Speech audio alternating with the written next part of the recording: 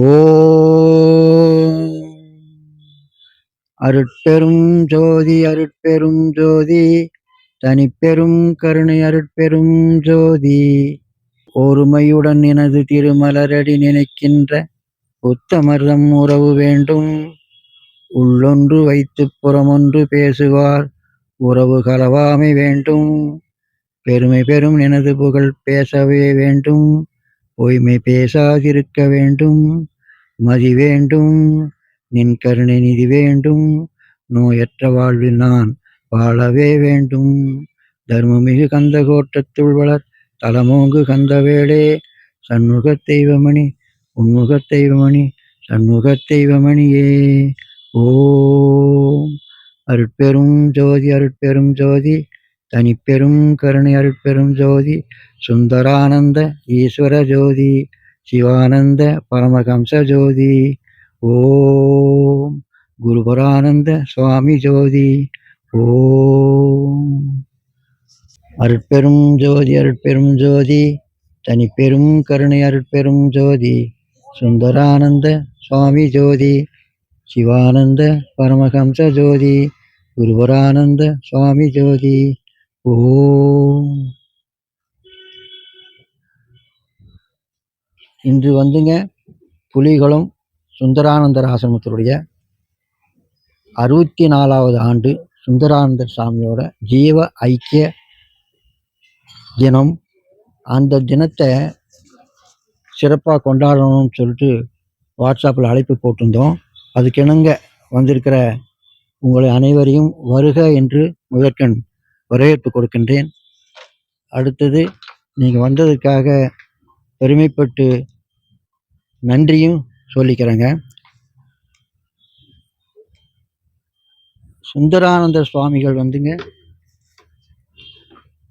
10/8/1906 ஜனனமாகிறாரு. பல ஆண்டுகள் வாழ்ந்து இந்த சித்த வித்தையும் எடுத்து பல பேர்த்துக்கும் இந்த சித்த வித்தையை பற்றி உபதேசம் கொடுத்து நல்ல விதமாக இங்கே வாழ்ந்துட்டு வந்தார். இந்த இடத்துல தான் அவர் வாழ்ந்துட்டும் இருந்தது. சிவானந்த பரமேஸ்வர்கிட்ட அவர் நேரடியாக உபதேசம் வாங்கினவர். சிவானந்த பரமேஸ்வர் வந்தார்னா இந்த ஆசிரமத்தில் வந்து தான் தங்குவார். அந்த அளவில் சுந்தரானந்தர் வந்து சிவானந்த பரமேஸ்வர் மேலே ரொம்ப பக்தி உள்ளவர். அதனால் அவர் பயிற்சியின் போது சிவானந்த பரமேஸ்வர் மேலே அதிபக்தி இருந்ததுனால நல்ல நிலை அடைஞ்சார். ஆனந்த நிலையை தொட்டார். அந்த ஆனந்த நிலையை தொட்டதுனால ஆனந்த நிலையில் இருந்ததுனால அவருக்கு சிவானந்த பரமேஸ்வர் வந்து சுந்தரானந்தர் அப்படின்னு சொல்லிட்டு பட்டம் கொடுத்தாரு. எல்லாத்துக்குமே அந்த பட்டம் கிடைக்காதுங்க. இந்த பயிற்சியில் பிரம்மத்தில் போய் ஆனந்தத்தை தொடர்றவங்களுக்கு மட்டும்தான் இந்த பயிற்சி கொடுக்கப்படும். அந்த அளவில் சுந்தரானந்தர் வந்து இந்த பயிற்சியின் மூலமாக தன் ஜீவனை ஆனந்தத்தில் லயிக்க வச்சதுனால ஆனந்த பட்டம் வாங்கினார். இந்த கோயம்புத்தூரில் குருபரானந்த சாமி அதே போல் தான் நேரடியாக சிவானந்த பரமேஸ்வர் பார்த்து உபதேசம் வாங்கி ஆனந்தம் அடைஞ்சார். அவருக்கும் இந்த ஆனந்த பட்டம் உண்டு. இந்த கோயம்புத்தூரில் இந்த 2 பேர்த்துக்கு ஆனந்த பட்டம் உண்டுங்க. நான் கேட்குறது என்னென்னா, நம்மளும் சிவானந்த பரமேஸ்வருடைய இந்த வழிமார்க்கத்தை சரியாக பயிற்சி எடுத்து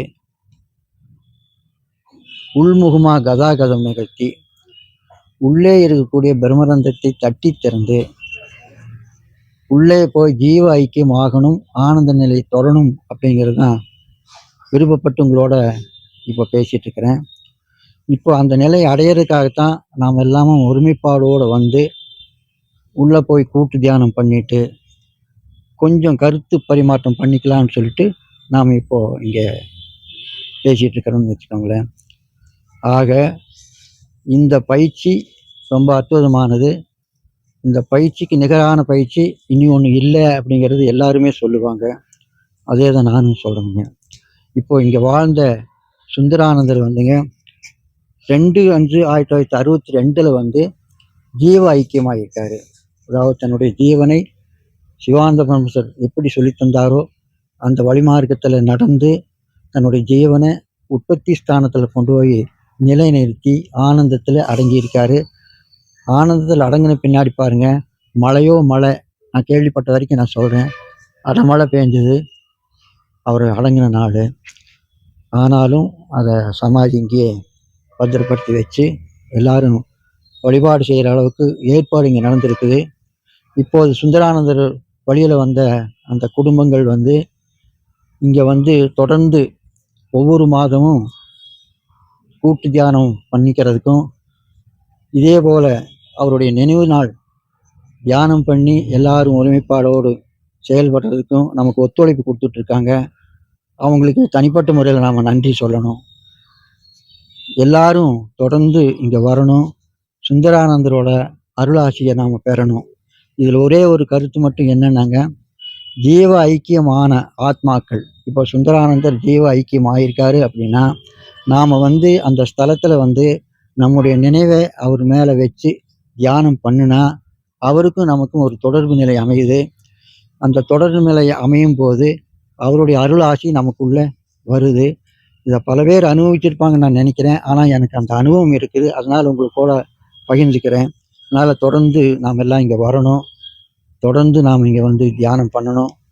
நமக்கு ஆதரவாக இந்த சுந்தரானந்தரோட வாரிசுகள் நமக்கு ஒத்துழைப்பு கொடுப்பாங்க. அந்த நல்ல செய்தியை சொல்லிட்டு அடுத்து சுப்பிரமணிய ஐயா உங்களோட சிறு உரை ஆற்றுவார். அதுக்கப்புறம் நேரம் அதிகமாக ஆக்கக்கூடாது, எல்லாரும் அதுக்கப்புறம் உணவு போகலாம். ஐயா சுப்பிரமணிய ஐயா கொஞ்சம் வாங்கலேன். இந்நாளும் எந்நாளும் இப்பொழுதும் எப்பொழுதும் 16 செல்வங்களையும் பெற்று வளத்துடன் வாழ அனைவருக்கும் ஆத்ம நமஸ்காரம். வந்திருக்கக்கூடிய அத்தனை பேருக்கும் மனமார்ந்த நன்றிகள். ஐயா திடீர்னு என்ன கூப்பிட்டாரு. பெரிய பெரிய ஆள்கள்லாம் இருக்கும்போது டக்குன்னு கூப்பிட்ட உடனே என்ன பண்றதுன்னு தெரியல. நான் பௌர்ணமி தூரம் குருபரானந்த சாமி ஆசிரமத்துக்கு போவேன். அதே மாதிரி அமாவாசைக்கு பார்த்தீங்கன்னா புறவிபாளையம் போவேன். நான் இந்த வாரம் வடகரை போகிறதுனால அமாவாசை அந்த டேட் எனக்கு தெரியாததுனால நம்ம புக் பண்ணிட்டோம். ஆனால் வடகரை போகணும் அப்படிங்கிறதுனால சரி முன்னாடியே போயிட்டு வந்துடலாம்னு சொல்லிட்டு செவ்வாய்க்கிழமை அன்னைக்கு கிளம்புனோம். காலையில் குழந்தைங்க ஸ்கூல் லீவுங்கிறதுனால நார்மலாகவே எந்திக்கிறது ரொம்ப லேட். அன்றைக்கி ரொம்ப லேட் பண்ணிட்டாங்க, 9:30 மணிக்கு மேலே லேட் பண்ணிட்டாங்க. அதுக்கப்புறம் அவங்க கிளம்பி கடையில் 11 மணிக்கு தான் இங்கேருந்தே கிளம்பி போனோம். அங்கே போகும்போதே மணி 1 மணி ஆயிடுச்சு.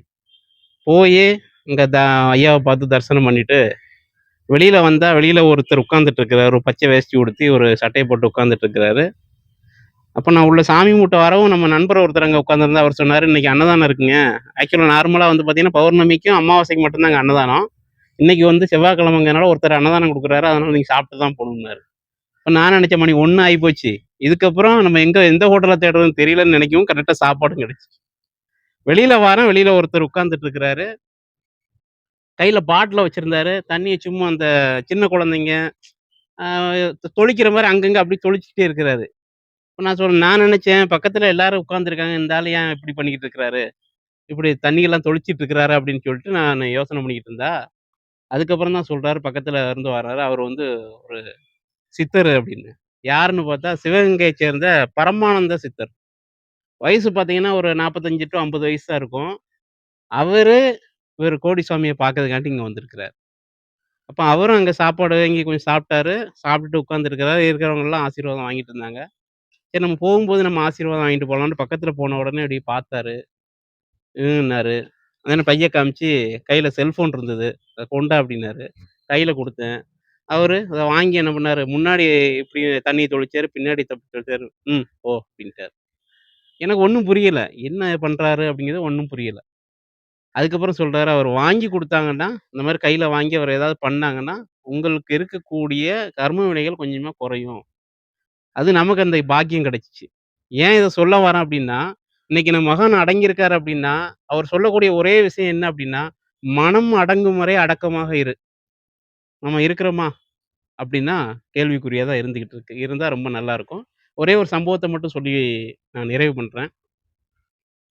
பொதுவா நம்ம எங்க போனாலும் ஏதாவது ஒண்ணு எங்கேயாவது ஒரு பர்ஸ் கிடக்கும், இல்ல ஒரு துண்டு கிடக்கும், ஏதாவது ஒண்ணு கிடக்கும். ஒரு நபர் போயிருக்காரு, அப்படியே பைக்ல போயிட்டு அந்த இடத்துல இறங்கி நடந்து வரும்போது பார்த்தீங்கன்னா, அந்த இடத்துல ரூ. 100 நோட்டு கெட்டு கிடந்தது. ரூ. 100 நோட்டு கெட்டுனா எவ்வளோ இருக்குங்க? ஒரு கட்டுல 10,000 இருக்கும். இவரு சுத்தி முத்தி பார்க்குறாரு, கையில எடுத்துட்டாரு. சரி ஏதோ கிடைச்சது, சுத்தி யாராவது இருந்தா குடுக்கலாம் அப்படிங்கிற ஒரு பக்கம் அது எண்ணம் இருந்தாலும், மறுபக்கம் இது ஒருத்தர் இல்லையே, சரி நாம வச்சுக்கலாம் அப்படின்னு சொல்லிட்டு அவரு எடுத்துட்டு வந்துட்டாரு. வந்தவரு அத சரி நமக்கு கிடைச்சுச்சேன்னு சொல்லிட்டு பேசாம இருக்கலாம்ல. அவரு என்ன பண்றாரு, நோட்ட எண்ணுதாரு. பணத்த எண்ணுதாரு. பார்த்தா 99 நோட்டு தான் இருக்கு. 99 நோட்டு தான் இருக்கு. அப்ப அவரு என்ன பண்ண நெனைக்காரு, கிடைச்சது வரைக்கும் சந்தோஷம்னு நெனைக்க வேண்டியது தானே. அந்த ஒத்த நோட்டு எங்க போச்சுன்னு சொல்லிட்டு என்ன பண்ணிட்டு இருக்காரு, சுத்தி சுத்தி தேடுதாரு. இப்ப அவரு கிடைச்சது நிம்மதி இருந்துச்சா? நிம்மதி இல்ல. அந்த ஒத்த நோட்டு கிடைச்ச நபரு, அவரு கிடைச்சது அவரு போய் அழகா ஒரு கடையில போய் ஃபுல் மீல்ஸ் சாப்பிட்டு சந்தோஷமா போயிட்டாரு.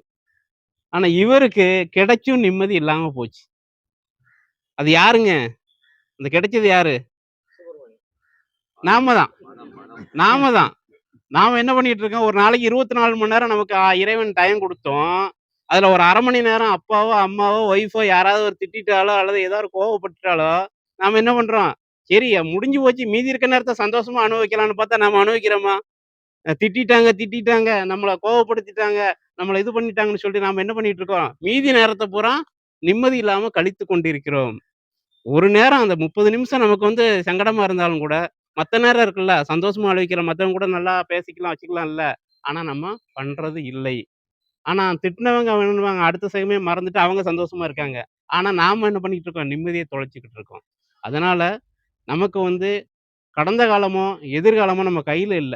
நிகழ்காலம் மட்டும் தான் நம்ம கையில இருக்குது. ஸோ அந்த நிகழ்காலத்த நம்ம அனுபவிக்கணும். நம்ம அனுபவிச்சோம்னா, மனம் எப்படி இருக்கும்? நிம்மதியாக இருக்கும்னு சொல்லி என்னுடைய உரையை முடிச்சுக்கிறேன். ஆத்ம நமஸ்காரம். சுப்பிரமணிய ஐயா ரொம்ப தெளிவா சொல்லிட்டாரு. கிடைச்சது போதும்னு இருந்தா நிம்மதி, இன்னும் கொஞ்சம் வேணும்னா நிம்மதி போச்சு. ஒரே ஒரு ரூ. 100க்காக அவருடைய நிம்மதிய தொலைச்சிட்டாருன்னு சொல்லிட்டு நல்ல உதாரணத்த சொன்னாரு. ரொம்ப பாராட்ட வேண்டியது. நமக்கு தேவையான உதாரணங்கள் தான் அது. ஏன்னா நமக்கு எதுவுமே வேண்டாம்னு தான் இந்த மாரி இடங்களுக்கு தவம் பண்றோம். அவருக்கு நம்ம மனசார நன்றி சொல்லிடுறேன். அடுத்தது பொள்ளாச்சியிலேருந்து வந்திருக்கிற ஜெகதீஷ் ஐயா ஒரு 2 வார்த்தை பேசுவாருங்க. அனைவருக்கும் ஆத்ம நமஸ்காரம்.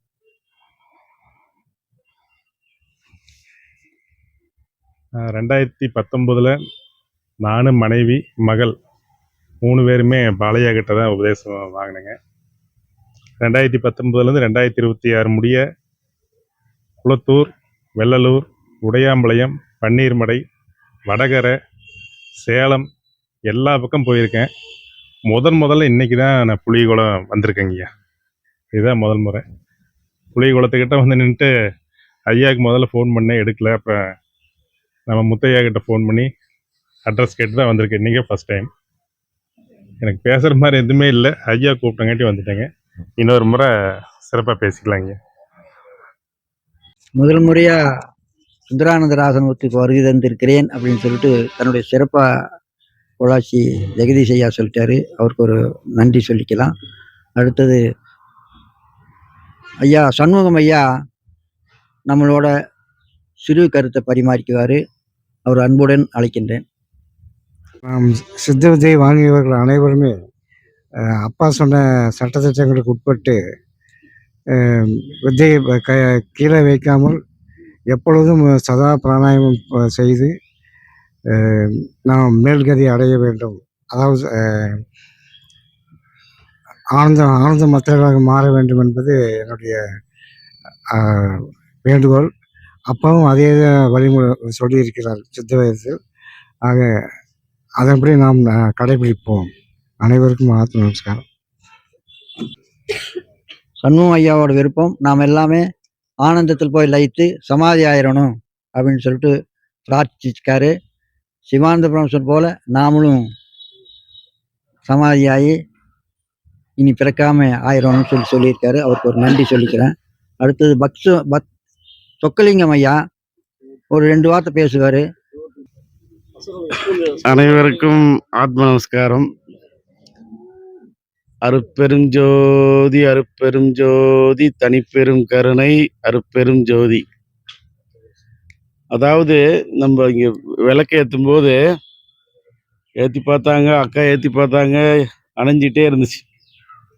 அதில் நான் தெரிஞ்சுக்கிட்டது என்னென்னா, அப்புறம் 4-5 திரியை ஒன்றா சேர்த்து வச்ச உடனே தீபம் ஜெகஜோதியாக எரிஞ்சுது. அதை வச்சு நான் புரிஞ்சுக்கிட்டது என்னென்னா, எதையும் மிஸ் பண்ணக்கூடாதுன்னா கூட்டு ஜெபத்தை மிஸ் பண்ணக்கூடாது. எங்கே இருந்தாலும் நம்ம அந்த இடத்துக்கு வந்து கூட்டு ஜெபம் செய்யும்போது நமக்கு வாசி நல்லா ஓடுங்கிறத எனக்கே நீ கிடைச்சிச்சு நல்லா. அதை சொல்லக்கூடாது சொல்கிறேன். நல்லாவே மறுபடியும் கிடைச்சிது. அதை நான் நினச்சிக்கிட்டு இருந்தேன். இங்கே வரும்போது அப்பாவை வேண்டிட்டு வந்து ஜெபம் செய்யும்போது நல்லாவே வாசி ஓடுனுச்சு. அப்போ கூட்டு ஜெபம் எவ்வளவு முக்கியங்கிறது நம்ம சேர்ந்து செய்யும்போது எல்லாரும் எப்படி ஜெகஜோதியா எரியுதோ அதே மாதிரி நமக்குள்ளேயும் வாசி நல்லா ஓடி நமக்குள்ளேயும் ஜெகஜோதி கிடைக்கும்னு இந்த நேரத்தில் கூறி அனைவருக்கும் கூறி ஆத்து நமஸ்காரம். நன்றி சாமி.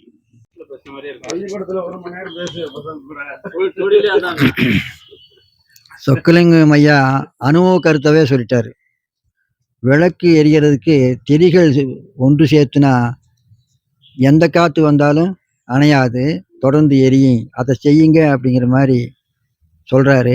அதனால் கூட்டு தியானத்துக்கு வலிமை ஜாஸ்தி, அதனால் ஒன்று சேருங்க அப்படின்னு சொல்லிட்டு விளக்க உதாரணம் காட்டி சொன்னார். அவருக்கு இந்த ஆசிரமத்தில் வந்து தியானம் நல்லா கை கொடுத்துங்கிற மாதிரி சொல்லியிருக்காரு. அவருக்கு நன்றி சொல்லிக்கலாம்.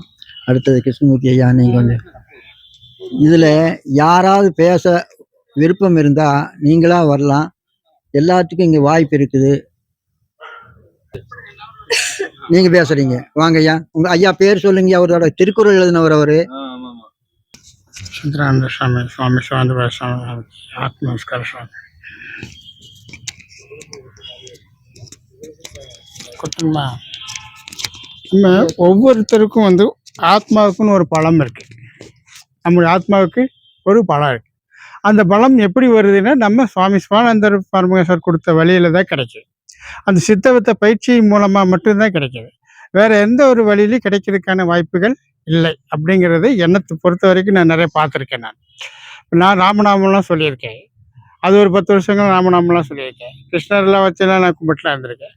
அதெல்லாம் கடந்து தான் இதுக்கு நான் வந்திருக்கேன். இதை வந்து பார்க்கும்போது தான் தெரியுது, இந்த பயிற்சிக்கு தான் உகந்த ஒரு சக்தி வேற எதுக்குமே இல்லை. அதெல்லாம் இருந்தாலும் வாழ்க்கையில் நல்லா வாழலாம். ஆனால் மனிதன் முக்தி அடையணும், நல்ல ஆத்ம பலத்தோடு வாழணும் அப்படின்னு சொன்னால் இந்த சித்தவித்த பயிற்சி மட்டும்தான் அப்படிங்கிறத உணர்ந்துக்கிறேன். அதனால நீங்கள் எல்லாரும் நம்ம இந்த சித்த வைத்திய பயிற்சி நல்லா செய்து நம்ம ஆத்ம பலத்தோடு நன்கு வாழ வேண்டும் என்று கூறி விடைபெறுகிறேன். நன்றி, வணக்கம். உடையாம்பாளையம் கணபதி சாமி ஆசிரமத்தில் வந்துங்க 17ஆம் தேதியிலேருந்து 24 வரைக்கும் தொடர் தியானம் இருக்குங்க. வாய்ப்பு இருக்கிறவங்க எல்லாமே தினமும் வரலாம். அப்படி தினமும் வர வாய்ப்பு இல்லைன்னு கூட ஒரு முறையாவது வாங்க. அங்கே வந்து நாம் எல்லாருமே கலந்து அங்கே தியானம் பண்ணலாம். அவங்களுக்கும் நம்மளை பார்த்தா ஒரு சந்தோஷம் வரும். அந்த அறிவிப்பை நான் வந்து ஐயா மூலமா நான் உங்களுக்கு ஆத்ம நமஸ்காரங்க அனைவருக்கும். எங்கள் எளிய அழைப்பிதழை ஏற்று எங்கள் ஐயாவின் 64வது பிரம்மஸ்ரீ சுந்தரானந்தர் அவர்கள் 64வது ஜீவ ஐக்கிய விழாவுக்கு வருகை தந்துள்ள அனைவரையும் எங்கள் ஆலய நிர்வாகத்தின் சார்பாக வருக வருகவென்று வரவேற்கிறேன். சிறப்பை தந்தமைக்கும் நன்றியும் கூறிக்கொள்கிறேன். வந்து சரியாக பேசியிருக்காங்க.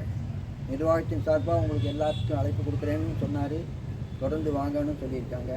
அவங்களுக்கு மனமாற நன்றி சொல்லிக்கலாம். வேறு யாராவது பேச வாய்ப்பு இருந்தால் வந்து பேசலாங்க. கூப்பிடலன்னு நினைக்க வேண்டாம், யார் வேணாலும் பேசலாம். அம்மா பேசுகிறீங்களா? சரிங்க. இப்போது சரண் சார் வந்து தொடர்ந்து நம்மளோட பயணம் பண்ணுறவர். அவருடைய நண்பர் விஸ்வநாத்தும் அப்படித்தான். நமக்கு நல்ல விதமாக நம்மளை கவனிக்கக்கூடியவங்க அவங்க. விஸ்வநாத் ஐயா ஏதாவது 2 வார்த்தை பேசுறதுன்னா பேசலாமா ஐயா? இல்லை, சரி.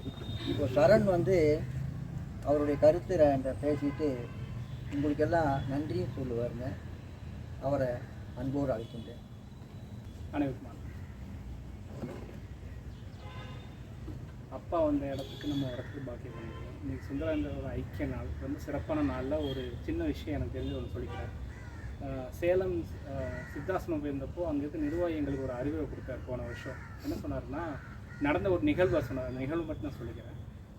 அப்பா இருந்த காலகட்டத்தில் ஒரு வித்தியார்த்தி வந்துட்டு ஏதோ ஒரு சூழ்நிலையில் அப்பாவோட உதவி தேவைப்படுது. அப்போ அப்பா அந்த வழியெல்லாம் போகும்போது கூப்பிட்றாரு, கத்தி கத்தி கூப்பிட்றாரு. அப்பா கவனிக்காமலே போயிடுறாரு.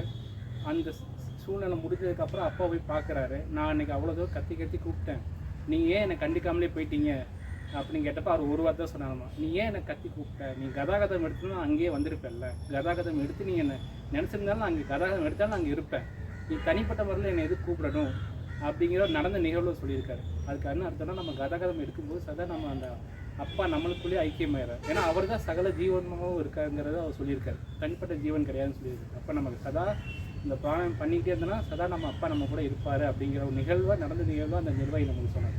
அதான் நம்மளும் சொல்ல வரணும், நம்ம முடிஞ்ச அளவு சதா பிராணம் பண்ணிகிட்டே இருப்போம். அவர் என்ன சொன்னார்னா, கூட்டு ஜபம் மட்டும் பத்தாது, ஜபம் பண்ண நேரம் போக மற்ற நேரம் ஞாபகம் இருக்கிற டைமில் ஃபுல்லாக கூட்டு சதா பிராணம் பண்ணிக்கிட்டே இருக்கணும். அப்போ தான் வந்து நம்மளோட ஜீவ விரயம் தடுக்கப்படுங்கிற விஷயத்தையும் சொன்னார். அது சொல்லிக்கிறேங்க. புளியங்குளம் ஹாஸ்பிட்டல் நிர்வாகிக்கும் ரொம்ப நன்றி சொல்லிக்கிறேன், நிர்வாகத்துக்கும். ஏன்னா தொடர்ந்து ஒரு 3-4 வருஷம் ரொம்ப சிறப்பாக நடந்துட்டுருக்கீங்க. நம்மளும் அவங்க கூட சப்போர்ட்டாக இருந்து பண்ணிகிட்டு இருக்கோம். மேலும் மேலும் தொடர்ந்து நடக்கணும்னு நான் நினைக்கிறேன். நமஸ்காரம். 63ஆம் ஆண்டு சுந்தரானந்தரோட ஜீவைக்கிய விழா ரொம்ப சிறப்பாக நடந்தது. ஏறத்தாழ அதே அளவுக்கு இந்த தடவையும் நடத்தணும்னு தான் அக்கா பேசினாங்க நம்மளோட. ஏறத்தாழ நம்மளை எல்லாருமே சந்திச்சிருக்கிறோம். அழைப்பு கொடுத்த அவங்களுக்கும் நன்றி சொல்லணும். அதனால் வந்திருந்த உங்களுக்கு எல்லாமே நன்றி சொல்லிக்கிறேன். ஒரு பாட்டு மட்டும் பாடிட்டு நிறைவுபடுத்திட்டு அடுத்த உணவுக்கு போகலாங்க. ஓம் அகமும் புறமும் அறிந்தாய் போற்றி, ஆணவ காட்டை எரித்தாய் போற்றி, இகமும் பரமும் இணைந்தாய் போற்றி, ஈசன் திருவடி அடைந்தாய் போற்றி, உண்மை பொருளை உணர்த்தினாய் போற்றி, ஊதியம் உயிருக்கு உரைத்தாய் போற்றி, எண்ணிய எண்ணியாங்கே எய்தினாய் போற்றி, ஏற்றம் தரும் வழி காட்டினாய் போற்றி, ஐயம் திரிபுர அறிவித்தாய் போற்றி, உன் பொருள் தன்னை உணர்த்தினாய் போற்றி, ஓங்கார வடிவில் ஒன்றினாய் போற்றி, ஔடதம் ஆறுயிருக்கு அளித்தாய் போற்றி, அறிவும் பண்பும் நிறைந்த குலத்து ஆலயம் எனவே அருத்தர நிரந்தரை பலவினை நீக்கி யான நரைதரும் ஸ்ரீமகா குருபரானந்த குருதேவா போற்றி போற்றி, சுந்தரானந்த ஈஸ்வர குருதேவா போற்றி போற்றி, சிவானந்த பரமஹம்ச குருதேவா போற்றி போற்றி. ஓம்